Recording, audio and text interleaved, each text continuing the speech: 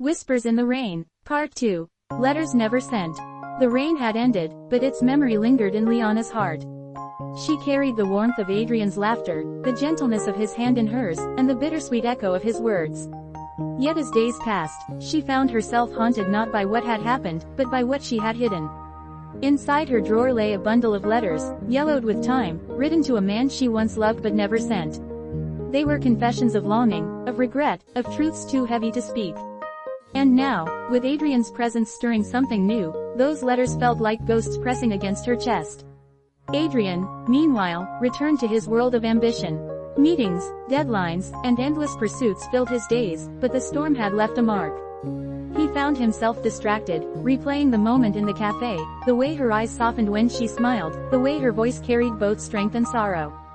He wanted to see her again, yet something inside warned him that she was not free of her past.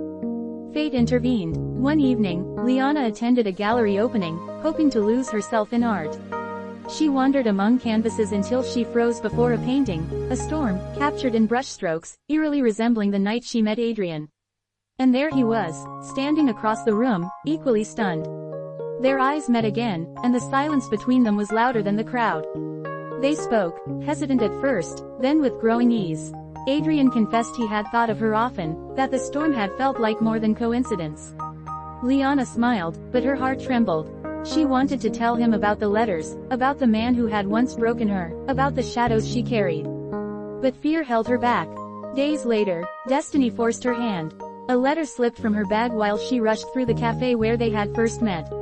Adrian picked it up, curious, and read enough to understand it was not meant for him. His heart tightened. The words spoke of love, of betrayal, of wounds that had never healed. He confronted her gently, asking who the man was, why she had kept the letters. Liana's silence was her answer. The moment fractured them. Adrian felt betrayed, though he knew she owed him no truth. Liana felt exposed, ashamed of the past she had tried to bury. Yet beneath the hurt, both felt something undeniable. The storm had bound them, and the letters, though painful, were part of the story they were meant to share. That night, Liana finally spoke. She told Adrian of the man who had promised forever but vanished, leaving her with words she could never send. She admitted she had carried those letters like chains, afraid to let them go. Adrian listened, torn between jealousy and compassion, but in the end, he reached for her hand once more. "We all have shadows," he whispered. "But maybe together, we can learn to walk through them." The letters were not burned, nor forgotten. They remained, tucked away, reminders of a past that shaped her. But now, with Adrian beside her, they no longer felt like ghosts. They felt like echoes of pain, yes, but also of resilience.